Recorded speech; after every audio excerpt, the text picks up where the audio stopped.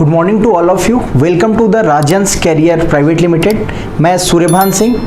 Last video में हमने पर्यावरण के दो टॉपिक देखे थे। पहला था महत्वपूर्ण दिवस और उसके बाद था कौन कौन सा सम्मेलन है जो कि पर्यावरण संरक्षण के लिए विश्व स्तर पर प्रयास किए गए हैं। हमने कुछ सेगमेंट में बांटा था पर्यावरण को कैसे पढ़ेंगे। देखिए, पुनः मैं उस चीज को थोड़ा सा फ्लैशबैक में ले जाऊं तो हमने लिखा था पर्यावरण, और इस पर्यावरण को कौन कौन से सेगमेंट में पढ़ेंगे उसकी चर्चा मैंने लास्ट वीडियो में किया था। मैं फिर से चर्चा कर रहा हूं, देखिएगा। एक था महत्वपूर्ण दिवस,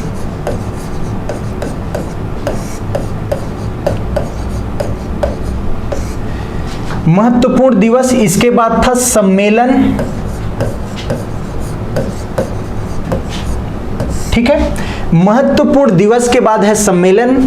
सम्मेलन की बाद याद रखना एक है इंपॉर्टेंट एक्ट, एक्ट या कानून जिसको बोलते हो। कानून के बाद है परियोजना,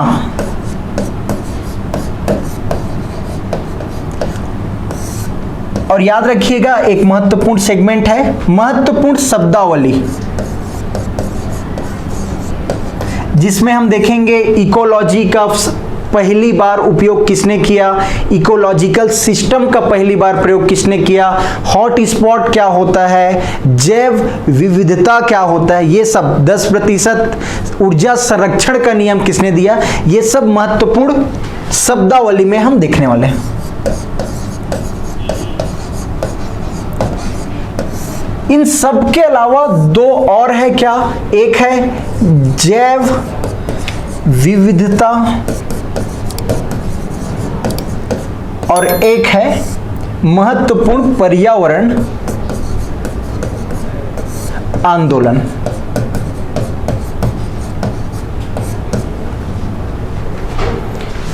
मैं एक चीज आप लोग को रिमाइंड कराऊं तो लास्ट वीडियो में हमने दो सेगमेंट को कर लिया है, महत्वपूर्ण दिवस और सम्मेलन को।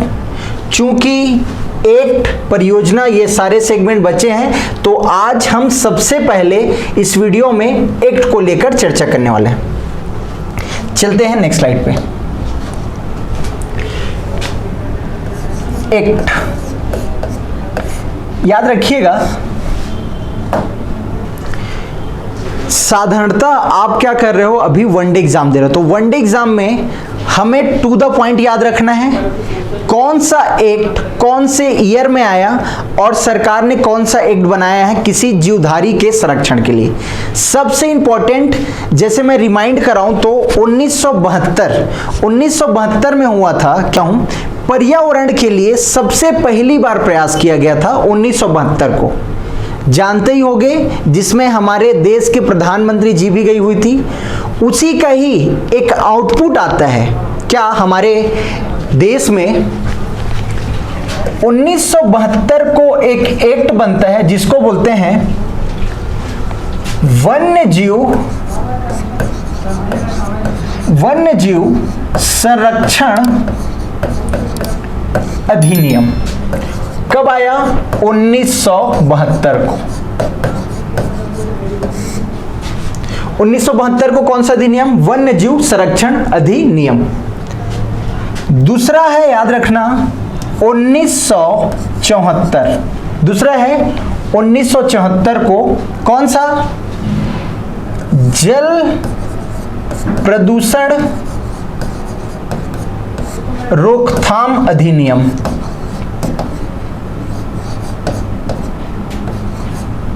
रोकथाम एक्ट लिख सकते हो। जल को प्रदूषण होने से बचाने के लिए एक नियम बनाया गया जिसको बोल सकते हो जल प्रदूषण रोकथाम अधिनियम। इसके बाद 1980, कब, 1980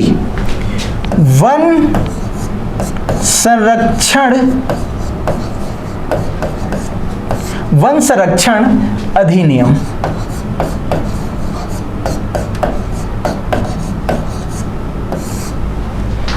1980 को कौन सा? वन संरक्षण अधिनियम। 1981 वायु प्रदूषण अगेन संरक्षण अधिनियम। कब? 1981। उसके बाद सबसे इंपॉर्टेंट 1986 कौन सा? पर्यावरण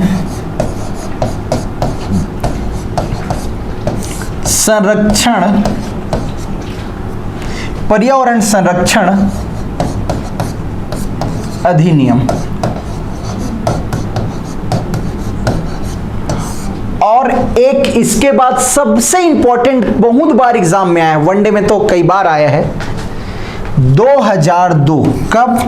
2002। क्या है? जैव विविधता के संरक्षण के लिए बनाया गया था जैव विविधता अधिनियम।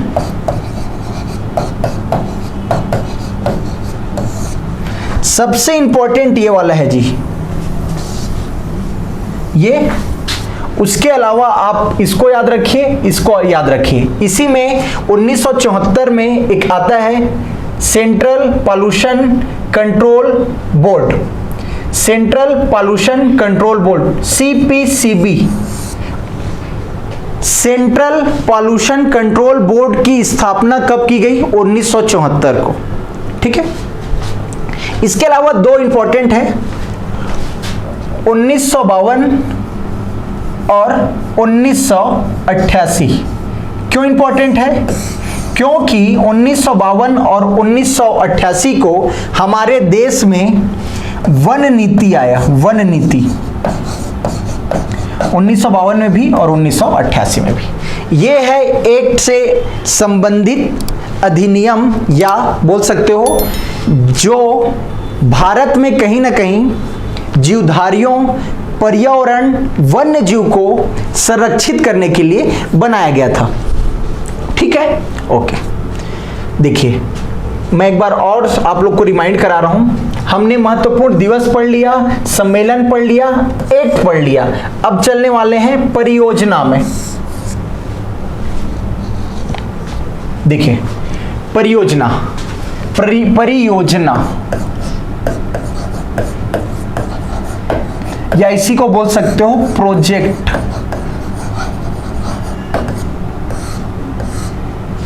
ठीक है। हमें क्या याद रखना है? सबसे पहले 1973, कौन सा? 1973। उसके बाद 1992, उसके बाद 1987, उसके बाद 1996, उसके बाद 2006। ये 5 परियोजना विथ नेम और डेट याद रखिए। 1973 को भारत की बहुचर्चित, किसको? टाइगर को प्रोजेक्ट करने के लिए, अर्थात टाइगर के कंजर्वेशन के लिए। मैं फिर से ये बात दोहरा रहा हूं, 1972 को हुआ था स्टॉकहोम समिट। उसका परिणाम क्या हुआ? भारत ने पहली बार वन्य जीवों के संरक्षण के लिए वन्य जीव संरक्षण अधिनियम 1972 पारित किया। सेम एक साल बाद अर्थात 72 और 73 क्या करेंगे? पहली बार लाएंगे टाइगर प्रोजेक्ट।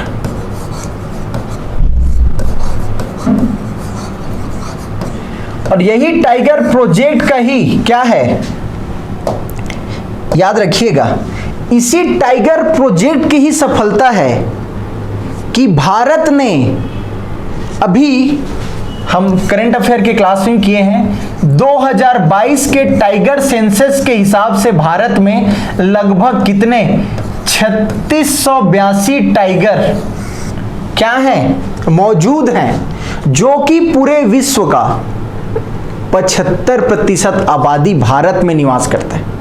ये इंपॉर्टेंट है। आपको लगेगा कि बाघ जरूरी क्यों है? आप जब खाद्य श्रृंखला पढ़ते हो, फूड चेन, उसमें एक महत्वपूर्ण कड़ी आती है।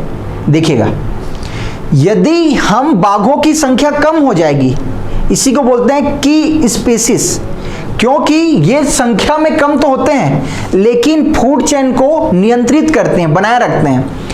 यदि शेर नहीं रहेंगे तो हिरण इतनी ज्यादा मात्रा में हो जाएगा कि पर्यावरण असंतुलित हो जाएगा। इसलिए की स्पीसीज जिसकी संख्या कम है उनको बायोडाइवर्सिटी में मौजूद होना जरूरी है। समझ आ रहा है? 2022 के जनगणना के हिसाब से 3682 टाइगर भारत में मौजूद है। 29 जुलाई को लेटेस्ट क्या आया था? सेंसस।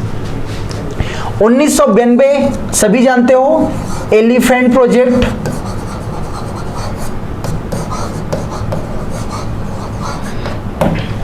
1987 गेंडा प्रोजेक्ट।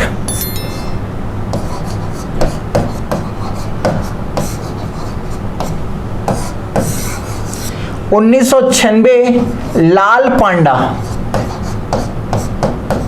लाल पांडा को संरक्षित करने के लिए, और 2006 को कछुआ।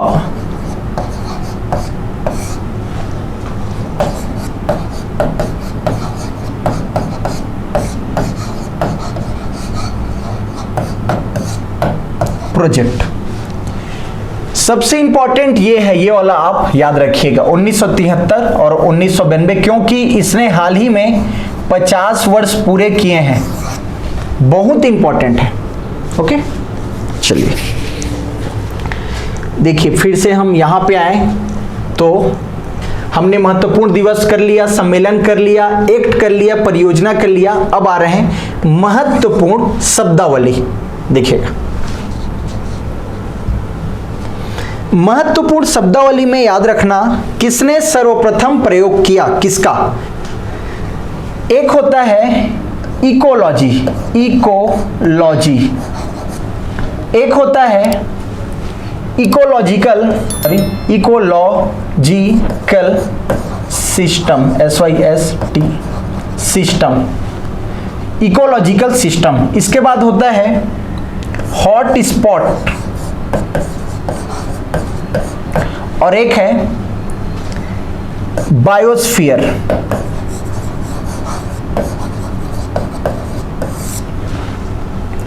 इसमें पूछा जाता है इकोलॉजी शब्द का सबसे पहले उपयोग किसने किया। याद रखना, अर्नेस्ट हैकल के द्वारा पहली बार किसका इकोलॉजी शब्द का प्रयोग किया गया। सेम चीज यदि पूछूं, इकोलॉजिकल सिस्टम का सबसे पहली बार प्रयोग किसने किया, उपयोग, प्रयोग अर्थात चलन में किसने लाया। A.G. Tansley, A.G. Tansley.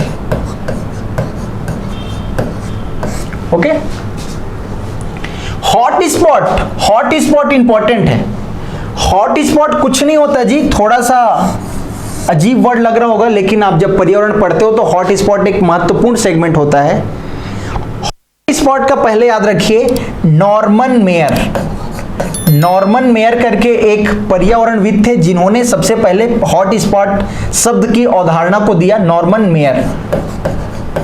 Hot spot क्या होता है, दो कंडीशन है, ये दो कंडीशन को देखिए। पहला कि 1500 से अधिक, 1500 से प्लस लोकल स्पेसीज होना चाहिए, मतलब स्थानीय प्रजाति, स्पेसीज। दूसरा है, याद रखना, 1500 से प्लस लोकल स्पेसीज प्लस 70% से अधिक क्या हैं, जीवधारी या प्रजातियां विलुप्त हो चुकी हैं। वह स्थल क्या कहलाएगा, हॉट स्पॉट। इसी हॉट स्पॉट के आधार पर भारत में 4 प्रमुख हॉट स्पॉट हैं। कितने, 4। जैसे पूर्वी हिमालय, पूर्वी हिमालय। दूसरा है इंडो बर्मा, इंडो बर्मा। दूसरा, तीसरा है सुंडालैंड, और चौथा क्या है, चौथा याद रखिएगा पश्चिमी घाट, या पश्चिमी घाट ही लिखिए या उसी को इंग्लिश में बोलते हैं वेस्टर्न घाट, पश्चिमी घाट या वेस्टर्न घाट। देखिए बायोस्फीयर, ये पूछा गया है 2019 के पीएससी में। बायोस्फीयर शब्द का सबसे पहला प्रयोग या चलन में किसने लाया? याद रखना WC रोजेन, इनके द्वारा सर्वप्रथम किस शब्द का प्रयोग लाया गया? बायोस्फीयर, जैव विविधता। ओके, इसके बाद एक इंपॉर्टेंट सेगमेंट है, मैं कोशिश कर रहा हूं उसको समझाने का, याद रखना इंपॉर्टेंट है। 10% ऊर्जा संरक्षण।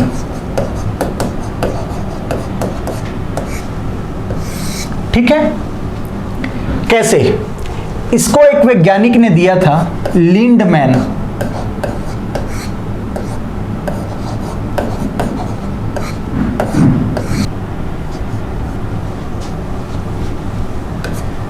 ओहो सॉरी, रूपांतरण।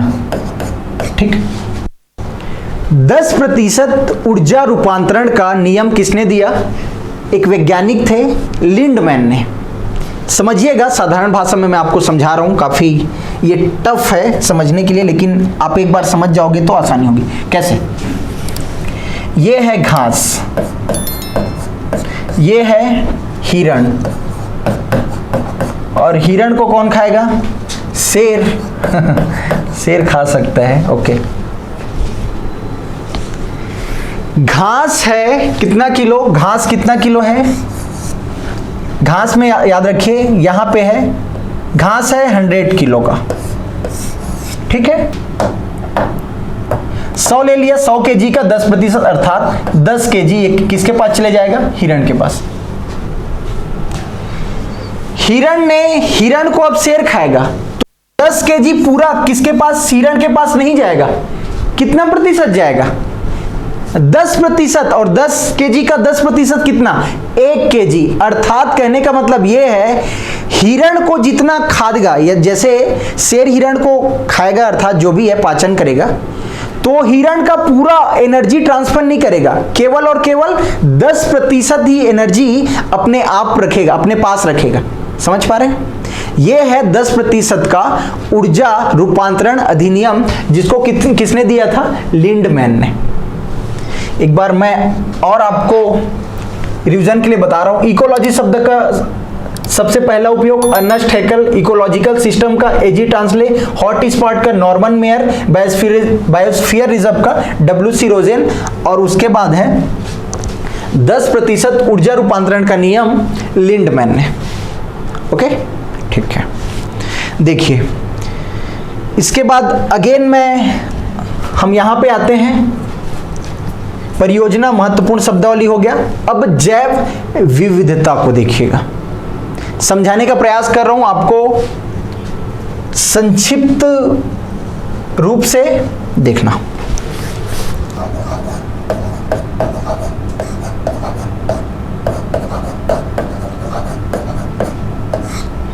देखो इसका परिभाषा आपसे पूछेगा नहीं, लेकिन थोड़ा सा जानकारी के लिए, किसी एक पारिस्थितिक तंत्र, कोई भी पारिस्थितिक तंत्र हो सकता है, जैसे तालाब हो सकता है, जैसे घास का मैदान हो सकता है, जैसे थार का मरुस्थल हो सकता है, जैसे समुद्र हो सकता है। किसी एक पारिस्थितिक तंत्र में जीवों के मध्य विविधता क्या कहलाती है? जैव विविधता। समझ पा रहे हो? किसी एक पारिस्थितिक तंत्र में, ये पारिस्थितिक तंत्र है, यहाँ हिरण होगा, यहाँ सांप होगा, यहाँ केचुआ होगा, गाय हो सकता है, शेर हो सकता है, कोई पादप भी हो सकता है, बहुत सारे। अर्थात किसी एक पारिस्थितिक तंत्र में जीवों के मध्य पाए जाने वाली विविधता क्या कहलाती है? बायोडाइवर्सिटी या जैव विविधता। ओके, ये जरूरी क्यों है याद रखना, एक थोड़ा सा मैं आपको बता रहा हूं कहानी के माध्यम से। जैसे एक खेत है मतलब एक गांव है, गांव में खेत होगा, मान सकते हैं। हमने चावल लगाया, चावल अर्थात पैडी जिसको धान बोलते हो, ठीक है। धान हमने कोई भी एक किस्म का लगा दिया, जैसे एक किस्म का एक चावल है, एक किस्म का एक पैडी है,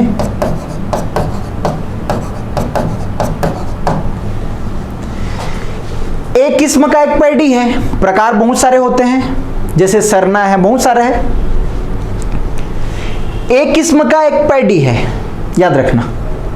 यदि इस पैडी में बीमारी आता है, बीमारी आ सकता है, धान की फसल है, ब्लास्ट वगैरह खैरा वगैरह रोग सब आते रहते हैं। ये एक किस्म के चावल अर्थात पैडी के खेत पे बीमारी आ गया। चूंकि इनमें विविधता है क्या? नहीं है। विविधता कैसे बेटा? जैसे ए है, बी सी डी रहता तो हम क्या बोलते हैं? उसमें विविधता है अर्थात डाइवर्सिटी है। इसमें डाइवर्सिटी है क्या? नहीं है। यदि ए प्रकार के पैडी में बीमारी आएगा तो ये तो तय है कि क्या पूरा खेत अर्थात इसमें भी क्या हो जाएगा?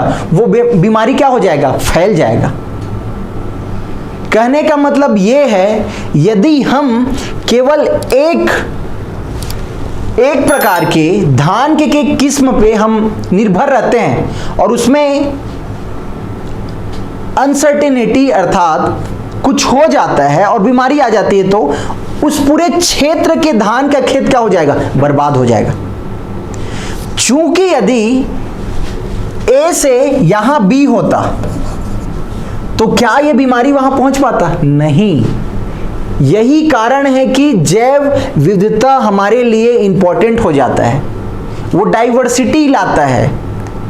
यदि एक में समस्या आ रही है तो दूसरा हमारे पास है। समझ पा रहे हो?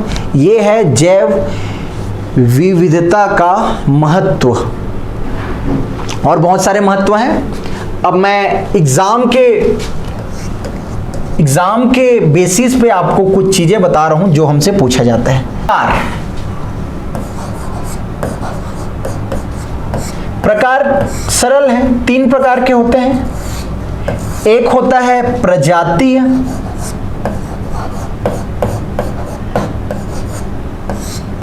एक होता है अनुवांशिकीय, जेनेटिक, और एक होता है पारिस्थितिकीय, इकोलॉजिकल, पारिस्थितिकीय। ये 3 प्रकार के हैं। जैसे एक पारिस्थितिक तंत्र है तो उसमें जो जितने भी स्पेसीज पाए जा रहे हैं, ये है, ए है, ये बी है, ये सी है, डी है, ई एफ, ये सब, तो उनके मध्य जो डाइवर्सिटी है वो क्या कहलाएगा?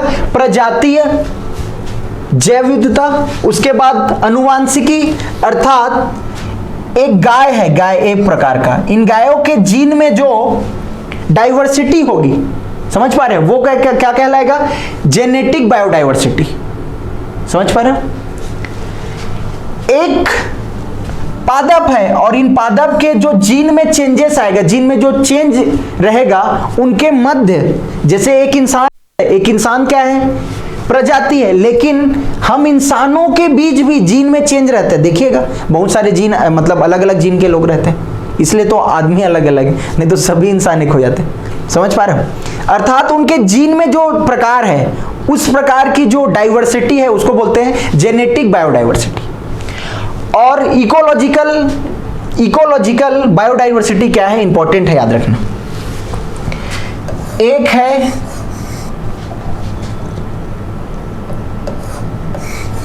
ये है जलीय पारिस्थितिकी,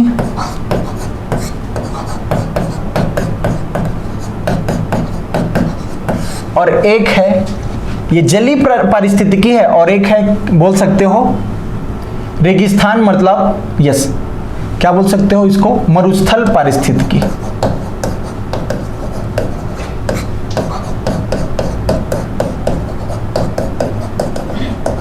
इन दोनों के बीच जो डाइवर्सिटी होगी उसको बोलते हैं इकोलॉजिकल डाइवर्सिटी।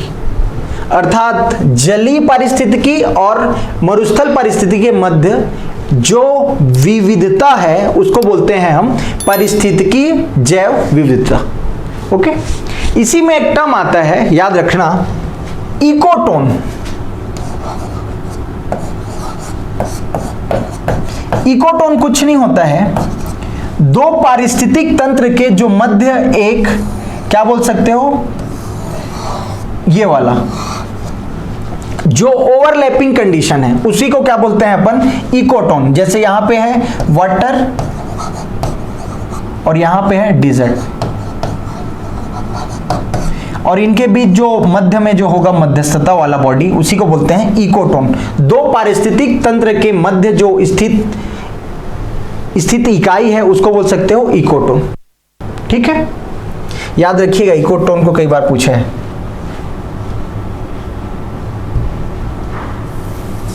ठीक है, चलो देखो,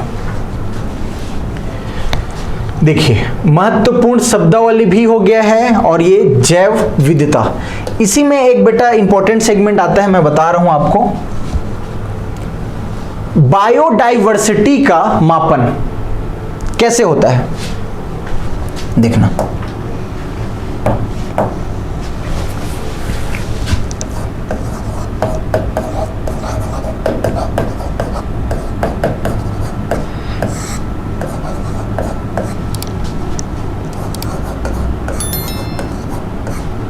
इसको तीन प्रकार से करते हैं, देखिएगा। एक होता है अल्फा बायोडाइवर्सिटी, अल्फा, बीटा, और एक है गामा। एकदम साधारण शब्दों में आपको समझा रहा हूं, बहुत कॉम्प्लिकेटेड रहता है, लेकिन आप एक बार समझ जाइए, पूरे जीवन पर्यंत आपको याद रहेगा। देखना कैसे। तीन मैं पहले इकोलॉजिकल मतलब सिस्टम बना लेता हूं, पारिस्थितिक तंत्र। देखना, एक, दो और ये तीन। ठीक है, ये पारिस्थितिक तंत्र है, इसमें पादप या जीवधारी मौजूद होंगे, क्यों नहीं होंगे, तभी तो यह इकोलॉजिकल सिस्टम कह रहा है। देखिए, यहां पे एक जीवधारी है, यहां पे एक जीवधारी है, और इसको ले लेते हैं आयत। ठीक है, इससे थोड़ा सा डिफरेंट बनाइएगा। जैसे मैं यहाँ पे लिया हूँ त्रिभुज, यहाँ पे कुछ और ले लेता हूँ, कौन सा ले लूँ, @ और ये है रेक्टेंगल है, तो एक और कुछ ले लेता हूँ। चलो एक चीज़ त्रिभुज भी ले लेता हूँ, मैं बताऊँगा क्यों इम्पोर्टेंट है। त्रिभुज के बाद एक हैज भी ले लेता हूँ, और यहाँ पे ले लेता हूँ @ के बाद, थोड़े से दिमाग में नहीं आ रहा है, बहुत सारे सेफ हैं, जैसे ए ले लेता हूँ, ए, और यहाँ पे बी। ठीक है, सेम चीज वहाँ भी, यहाँ पे ले लेते हैं डी, ई, एफ, उसके अलावा त्रिभुज, एच और बी। देखिएगा कैसे मेजरमेंट करते हैं, समझना। ये तीन पारिस्थितिक तंत्र है, इकोलॉजिकल सिस्टम, पारिस्थितिक तंत्र। ठीक, अब मैं बोलूं अल्फा पारिस्थितिक तंत्र में अल्फा कितनी है। मेरे कहने का मतलब ये है, ये तीनों पारिस्थितिक तंत्र में अल्फा कितना है। याद रखना, अल्फा डाइवर्सिटी। तो अल्फा डाइवर्सिटी क्या होता है, किसी एक पारिस्थितिक तंत्र में मिलने वाले कुल स्पेसीज को क्या बोलेंगे, अल्फा बायोडाइवर्सिटी। अर्थात इसमें, इसकी बात कर रहा हूं, इसमें अल्फा कितना हो जाएगा, अल्फा 1, 2, 3 और ये 4। समझ आ रहा है। किसी एक पारिस्थितिक तंत्र में कुल स्पीसीज की संख्या क्या कहलाएगी, अल्फा बायोडाइवर्सिटी। समझ पा रहे हो, कितने हैं, 1, 2, 3, 4। अल्फा कितने हो गया, 4। यहां अल्फा कितना हो जाएगा, 1 2 3 4 5 अल्फा 5, यहां अल्फा कितना हो जाएगा 1 2 3 4 5 6, समझ पा रहे? ठीक है, आसान है।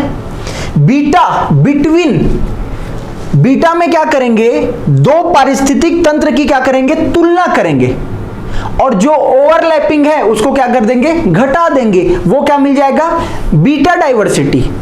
जैसे मैं इसको ले लेता हूं, अब इसको ले लेता हूं और ये है स। अब अ और ब की मैं तुलना कर रहा हूं, देखिएगा अ और ब की तुलना कर रहा हूं। अल्फा, अल्फा आपने कितना कर लिया 4, अल्फा 5, बीटा क्या होगा, दो पारिस्थितिक तंत्र के मध्य क्या करेंगे, बिटवीन तुलना करेंगे, और उसमें जो ओवरलैपिंग कर रहा है, जो ओवरलैपिंग स्पेसीज है, जो दोनों में समान है या उभयनिष्ठ है, उसको क्या कर देंगे, अलग कर देंगे। उसके बाद जो अपने को स्पेसीज मिलेगा या प्रजाति मिलेगा, वो क्या कहलाएगा, बीटा। समझ आया? एक बार और मैं आपको बता रहा हूं, अर्थात दो पारिस्थितिक तंत्र में जो मौजूद है उसमें उभयनिष्ठ को क्या कर देंगे, अलग कर देंगे। उसके बाद जो प्रजाति मिलेगा वो क्या कहलाएगा, बीटा प्रकार की जैव विविधता। देखिए इसमें एक कॉमन देखना, जैसे ये बेटा ये दोनों कॉमन है, ये दोनों कॉमन है तो मैं एक को ही लूंगा, यस एक, ये दोनों कॉमन है, इसमें भी एक को लूंगा, 2, ये कॉमन नहीं है, ये ए और ये बी, समझ आ रहा है? कॉमन वाला कौन कौन सा था, ये वाला, तो दोनों को लूंगा क्या, नहीं लूंगा। कॉमन वाले को लूंगा क्या, नहीं, एक को लूंगा ना, यस। बी और कौन सा कॉमन था, हच वाला, तो कितने बच गए अपने पास, 1 2 3 4 5, उभयनिष्ठ को क्या करना है, हटा देना है। दो पारिस्थितिक तंत्र में उभयनिष्ठ वाले को हटा देंगे, उसके बाद जो मौजूद जो है प्रजाति है वो क्या कहलाएगी, बीटा प्रकार की बायोडाइवर्सिटी। समझ पा रहे हैं? ओके, चलिए उभयनिष्ठ को हटाना है ना जी, तो उभयनिष्ठ वाला कौन सा है, ये वाला हट जाएगा, ये हट जाएगा, और कौन सा हट जाएगा, त्रिभुज हट जाएगा। अर्थात कितनी बच जाएगी, एक, और ये भूल जा रहे हैं @+1 बराबर 5, ठीक है, 5 प्रकार। अब ये लास्ट है, याद रखना, लास्ट है गामा। गामा एकदम सरल है, सारे पारिस्थितिक तंत्र है उसमें मौजूद जो प्रजातियां हैं उनकी कुल संख्या क्या कहलाती है, गामा प्रकार की डाइवर्सिटी। उसमें याद रखिएगा जो कॉमन है उसको हटा देंगे, जैसे कॉमन है उसको एक ही बार लेना है, जैसे यहां पे क्या है, गामा, उसके बाद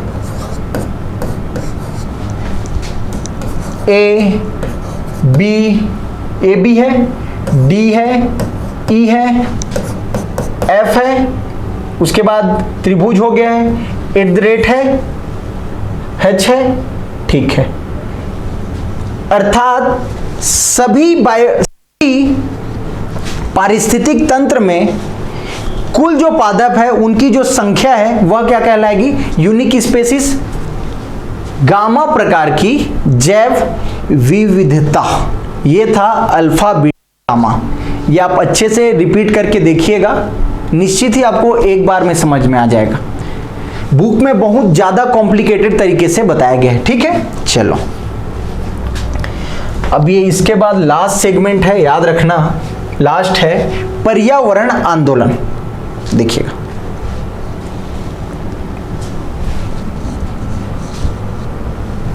पर्यावरण आंदोलन में याद रखना आंदोलन और उसके नेतृत्वकर्ता, जैसे एक है बिश्नोई आंदोलन। बिश्नोई आंदोलन में सबसे पहले याद रखिएगा ये कब हुआ था, 15th सेंचुरी में, और एक आदमी है, कौन, बिश्नोई है, याद रखिएगा राजस्थान में होगा, और एक शख्स है जो इंपॉर्टेंट है, नाम याद रखना, संत जम्भोजी के नेतृत्व में क्या हुआ था, बिश्नोई आंदोलन। ओके, दूसरा याद रखना फेमस है बहुत ज्यादा, चिपको आंदोलन।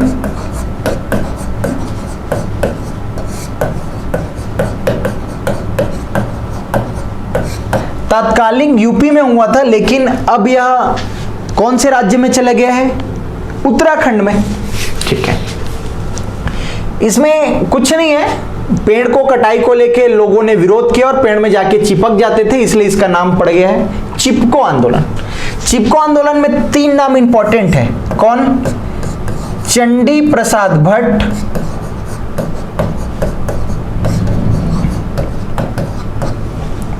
चंडी प्रसाद भट्ट के बाद दूसरा नाम आता है सुंदरलाल बहुगुणा, सुंदरलाल बहुगुणा, और तीसरा नाम आता है गौरा देवी।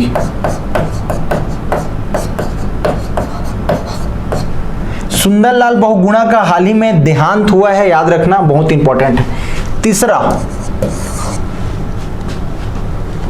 अप्पिको,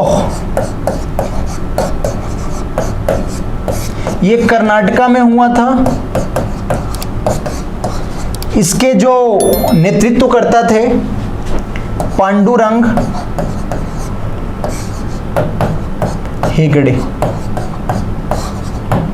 ठीक है, इसके बाद इंपॉर्टेंट एक और नाम है, एक और आंदोलन है, 5वें क्रम का, चौथे सॉरी, वो है नर्मदा बचाओ।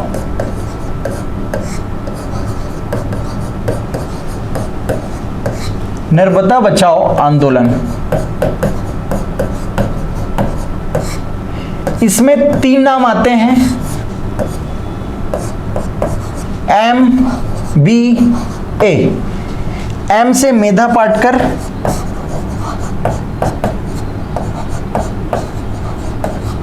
B से बाबा आमटे, नेतृत्व करता है, इसको ही पूछता है बाबा आमटे, और तीसरा है अरुंधति राय।